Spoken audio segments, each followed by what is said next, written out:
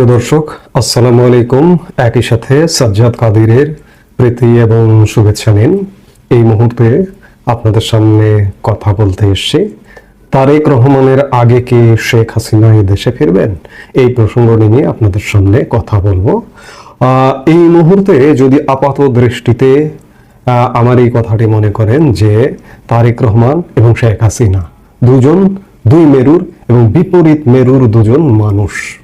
তারেক রহমান এই কারণেই বলছি যে বিএনপির এই মুহূর্তে প্রধান ব্যক্তিত্ব হচ্ছেন তারেক রহমান, আর আওয়ামী লীগের প্রধান ব্যক্তিত্ব যাকে কেন্দ্র করে আওয়ামী লীগ আজও পর্যন্ত আবর্তিত এবং আগামী দীর্ঘদিনও শেখ হাসিনার জীবদ্দশায় আওয়ামী লীগ শেখ হাসিনাকে কেন্দ্র করেই আবর্তিত হবে। বিএনপির প্রধান ব্যক্তিত্ব ছিলেন একসময় বেগম খালেদা জিয়া। তিনি বেশ খানিকটা অসুস্থ হবার কারণে বিগত প্রায় 1 দশকের বেশি সময় মূল কেন্দ্রে চলে আসেন তারেক রহমান। সেই জায়গায় আওয়ামী লীগ সরকারের পতন হবার সাথে সাথে বাংলাদেশের মানুষ এবং এমনকি বিএনপি নেতাকর্মীরাও প্রত্যাশা করেছিল যে তারেক রহমান খুব শীঘ্রই দেশে ফিরবেন এবং সাথে সাথেই দেশে ফিরবেন, এমনটাও মনে করা হয়েছিল। কিন্তু নানা কারণে 10-11 মাস পেরিয়ে বছর ঘুরতে চলল, এখনো পর্যন্ত তারেক রহমানের দেশে ফেরবার কোনো সঠিক তথ্য, এমনকি বিএনপির একদম শীর্ষ নেতৃত্ব তাদের কাছেও সঠিক তথ্য নেই।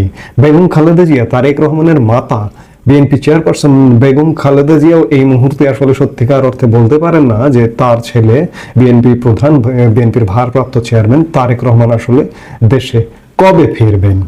আজকে বিবিসি বাংলা তারেক রহমানের ফেরা নিয়ে একটি অনুসন্ধানী প্রতিবেদন করেছে, বা সেটি হচ্ছে যে তারেক রহমানের দেশে ফেরার নেপথ্যে নিরাপত্তা ও নির্বাচন, এমন শিরোনাম দিয়ে বিবিসি বাংলা প্রতিবেদন করেছে। বিশেষ করে তারেক রহমানের সাথে গত 13 জুন প্রধান উপদেষ্টা ডক্টর মোহাম্মদ ইউনূসের বৈঠকের পরে অনেকে ধারণা করেছিলেন যে বিএনপির জন্য সব বাধা কেটে গেল এবং তারেক রহমান এই বৈঠকের ফলে এমন কোনো সমঝোতায় এসেছেন যার দরুন তিনি শীঘ্রই দেশে ফিরবেন।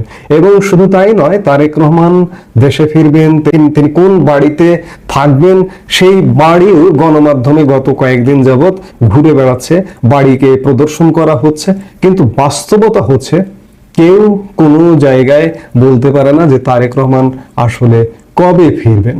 এই মুহূর্তে সত্যিকার অর্থে তারেক রহমানের দেশে ফিরতে কোনো বাধা নেই। এতদিন 5 আগস্টের পূর্ব পর্যন্ত তারেক রহমানের দেশে ফিরবার ক্ষেত্রে নানা রকম বাধা ছিল, কারণ তার বিরুদ্ধে বেশ কয়েকটি মামলার সাজা ছিল এবং অন্যান্য মামলা মিলিয়ে প্রায় 80-র বেশি তার বিরুদ্ধে মামলা ছিল। সেই জায়গায় তিনি সেই সময় যদি দেশে ফিরতেন তাহলে এয়ারপোর্ট থেকে গ্রেপ্তার হতেন, কিন্তু এখন তার সকল সাজা মওকুফ হয়ে গেছে, সকল মামলা থেকে খারিজ হয়েছেন এবং তার দেশে ফিরবার ক্ষেত্রে কোনো বাধা নেই, এটি সরকারের তরফ থেকেও বলা হয়েছে। এবং কদিন আগে সরকারের স্বরাষ্ট্র উপদেষ্টাও একথা বলেছেন যে তারেক রহমানের দেশে ফিরতে কোনো বাধা নেই। তিনি 21শে আগস্টের গ্রেনেড হামলা মামলার মতো মামলা থেকে তিনি খালাস পেয়েছেন, তিনি 10 ট্রাক অস্ত্র মামলার মতো মামলা থেকে খালাস পেয়েছেন। কাজেই তার নামে আর কোনো বাধা দেশে ফিরবার ক্ষেত্রে নেই।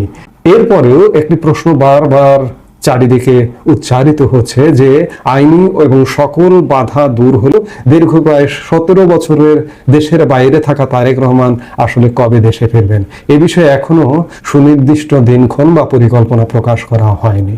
2007 সালে সেনা সমর্থিত তত্ত্বাবধায়ক সরকার ক্ষমতা আসার পর তারেক রহমান গ্রেপ্তার হন এবং 2008 সালে তিনি লন্ডনে যান।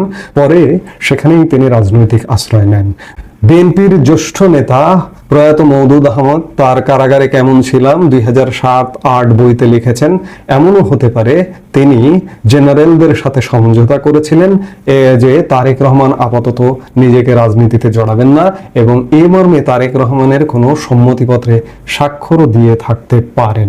যেটি হোক, তারেক রহমান 2008 সালে তৎকালীন সেনা সমর্থিত সরকার এমনকি সেনাবাহিনীকেও মুচলেকা দিয়ে বিদেশে গিয়েছিলেন যে তিনি আর কখনো রাজনীতিতে জড়াবেন না। আমরা এ বিষয়ে বিএনপি চেয়ারপারসন বেগম খালেদা জিয়ার সাক্ষাৎকারও দেখেছি।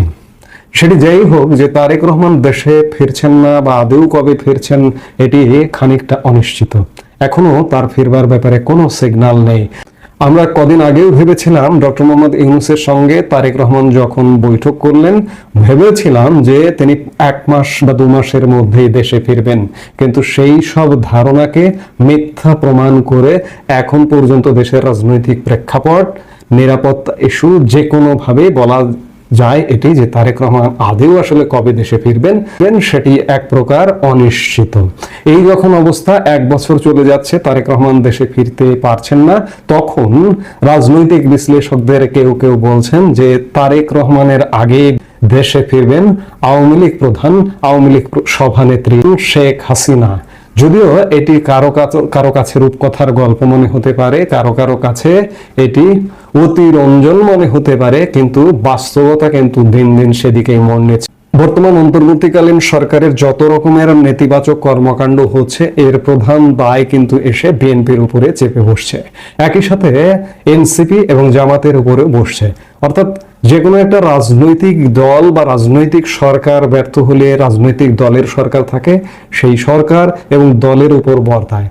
ইতিমধ্যে বাংলাদেশের মানুষ কিন্তু 1 বছরের শাসন দেখে ফেললো, এবং এই দেখে ফেলবার এই সরকারটির নেপথ্য রাজনৈতিক দলকে, যারা এই সরকারটিকে সমর্থন দিচ্ছে বা দেবে, তারাই নেপথ্য রাজনৈতিক শক্তি বা নেপথ্য রাজনৈতিক দল। ইতিমধ্যে সরকারি দলের মতো অবস্থায় পৌঁছে গেছে বিএনপি, জামাত, এনসিপি।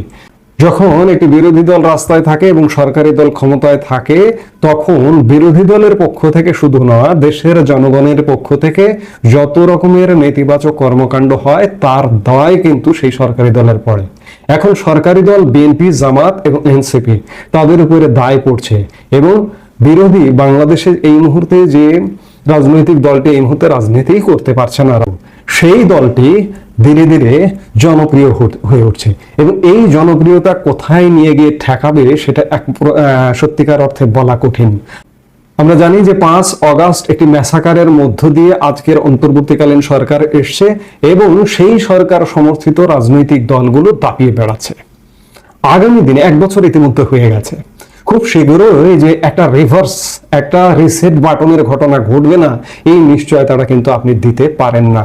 কারণ চারপাশ থেকে আওয়ামী লীগ তো ফুসছে, দেশের সাধারণ জনগণ নানা কারণে ফুসছে, বেকারত্ব, দারিদ্রতা এবং নানা অনিশ্চয়তা, বিশৃঙ্খলার কারণে দেশের জনগণও ফুসছে।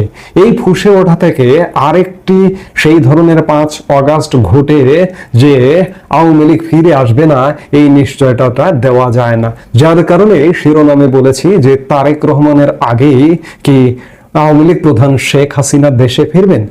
এমনটা যদি ঘটে তাহলেও কিন্তু অবাক হওয়ার কিছু থাকবে না।